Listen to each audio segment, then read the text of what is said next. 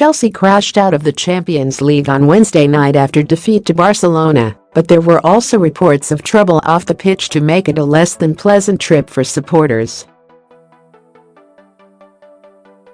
After a 1-1 draw in the first leg at Stamford Bridge, the Blues made key defensive mistakes and fell to a 3-0 loss at the Nou Camp with Lionel Messi leading the charge for the Catalan Giants.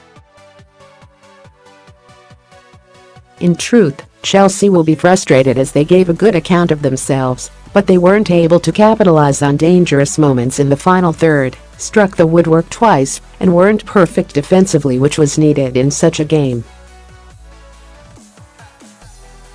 Nevertheless, supporters had further problems off the pitch, as noted in the tweets below, as it was claimed that many clashed with police in Barcelona before the game outside the stadium.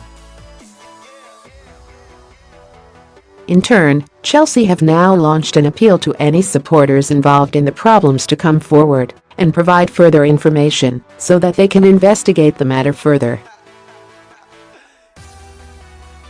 It remains to be seen whether or not anything comes of it, but it sounds like a pretty unpleasant experience for some of these fans, who will now hope that action is taken for what they perceive to be completely unnecessary action from the police.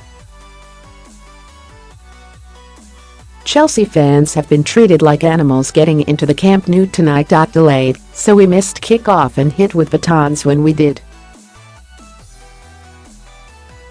Crazy scary scenes. This has to be sorted out. Away fans don't have one problem when they come to England.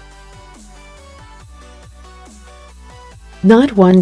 Message for FC Barcelona: when your fans come to our ground, we show them the utmost respect.